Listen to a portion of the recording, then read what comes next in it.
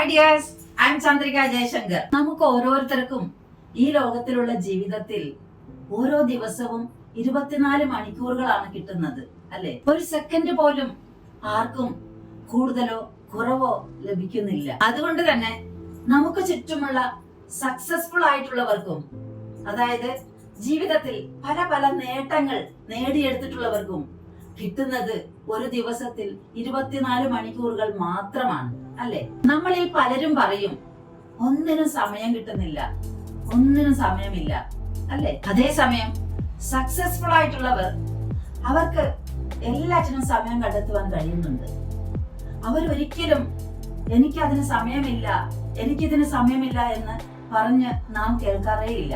എന്തുകൊണ്ടാണ് അങ്ങനെ സംഭവിക്കുന്നതെന്ന് എപ്പോഴെങ്കിലും നിങ്ങൾ ചിന്തിച്ചിട്ടുണ്ടോ? നമുക്ക് കിട്ടുന്ന സമയം നാം എങ്ങനെ ഉപയോഗിക്കുന്നു എന്ന് നമുക്ക് നോക്കാം. ഈ 24 മണിക്കൂറിനെ 3 ഭാഗങ്ങളായി തരംതിരിക്കുകയാണെങ്കിൽ ആദ്യത്തെ ഒരു ഭാഗം, അതായത് 8 മണിക്കൂർ നമ്മുടെ ഉറക്കത്തിനും അതുപോലെ തന്നെ നമ്മുടെ റെസ്റ്റിനും ആവശ്യമായിട്ടുള്ളതാണ്. രണ്ടാമത്തെ ഭാഗമായിട്ടുള്ള 8 മണിക്കൂർ സമയം തീർച്ചയായും നമ്മുടെ തൊഴിൽപരമായ ആവശ്യങ്ങൾക്ക് വേണ്ടി നീക്കി വെക്കേണ്ട സമയമാണ്. ബാക്കി വരുന്ന 8 മണിക്കൂറിൽ 2 മണിക്കൂർ സമയം തീർച്ചയായും നമ്മളുടെ പേഴ്സണൽ ആവശ്യങ്ങൾക്ക് വേണ്ടി, ശാരീരികവും മാനസികവുമായിട്ടുള്ള നമ്മളുടെ ആവശ്യങ്ങൾക്ക് വേണ്ടി നീക്കി വെക്കേണ്ടതാണ്. അതിൽ ബാക്കി വരുന്ന 6 മണിക്കൂർ സമയമാണ് നമ്മുടെ ലീഷർ ടൈം അഥവാ നമ്മുടെ ഒഴിവ് സമയം എന്ന് പറയുന്നത്. ഈ ഒഴിവ് സമയം നമ്മൾ എങ്ങനെ ചെലവഴിക്കുന്നു എന്നതിനനുസരിച്ചിരിക്കും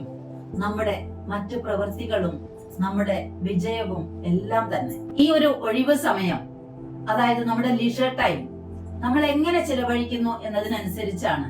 അതായത് നമ്മൾ ഈ സമയത്തെ പ്രൊഡക്റ്റീവായിട്ട് ഉപയോഗപ്പെടുത്തുകയാണെങ്കിൽ തീർച്ചയായും നമ്മൾ ജീവിതത്തിൽ സക്സസ്ഫുൾ ആവും എന്നതിൽ യാതൊരു സംശയവും നിങ്ങൾക്ക് വേണ്ട.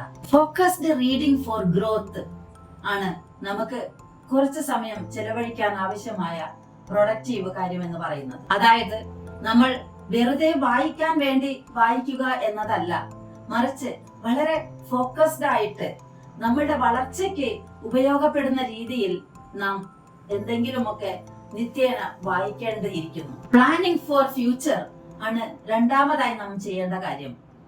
തീർച്ചയായും നമുക്ക് നമ്മുടെ ഫ്യൂച്ചറിനെ പറ്റി നല്ല ഒരു പ്ലാനിംഗ് ഉണ്ടായിരിക്കണം.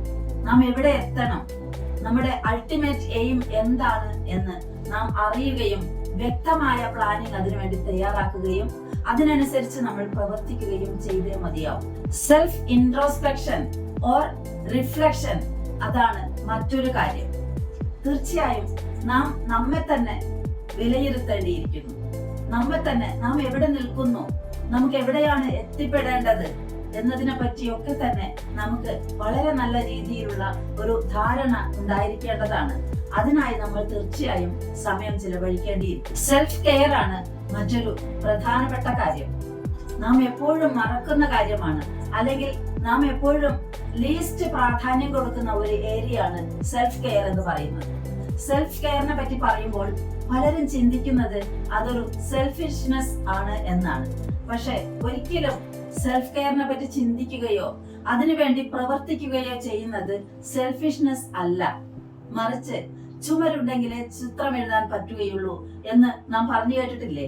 അതുകൊണ്ട് തന്നെ നാം നിലനിൽക്കണമെങ്കിൽ നമ്മുടെ നിലനിൽപ്പിന് നാം സ്വയം കെയർ എടുക്കുക തന്നെ വേണം. മറ്റുള്ളവരെ പറ്റി ഗോസിപ്പ് പറയുക, മറ്റുള്ളവരുടെ ജീവിതത്തിലേക്ക് എത്തി നോക്കുക, അവരെ പറ്റി കുറ്റങ്ങൾ പറഞ്ഞു നടക്കുക, സോഷ്യൽ മീഡിയയിൽ അനാവശ്യമായിട്ട് സമയം ചിലവഴിക്കുക, ഇങ്ങനെ തുടങ്ങി ഒരുപാട് അൺപ്രൊഡക്റ്റീവ് ആയിട്ടുള്ള കാര്യങ്ങളിൽ നാം സമയം ചിലവഴിക്കുമ്പോഴാണ് തീർച്ചയായും നമുക്ക് തിക്താനുഭവം ആയിരിക്കും അതിന്റെ ഫലം. സോ പ്രിയപ്പെട്ടവരെ, ജീവിതത്തിൽ എന്തെങ്കിലുമൊക്കെ നേടണമെന്ന് ആഗ്രഹിക്കുന്ന ആളാണ് നിങ്ങളെങ്കിൽ ഇന്നു മുതൽ നിങ്ങളുടെ ലീഷർ ടൈം, നിങ്ങളുടെ ഒഴിവ് സമയം നല്ല കാര്യങ്ങൾക്ക് വേണ്ടി പ്രൊഡക്റ്റീവായി ഉപയോഗിക്കുവാൻ ശ്രമിക്കുക. ഒരുപാട് ഉയരങ്ങളിലേക്ക് എത്താൻ നിങ്ങളെ അത് തീർച്ചയായും സഹായിക്കും. അതുപോലെ നിങ്ങൾ ചെയ്യേണ്ടതായിട്ടുള്ള, നിങ്ങളുടെ ഉത്തരവാദിത്തങ്ങൾ നിറവേറ്റാനായിട്ടുള്ള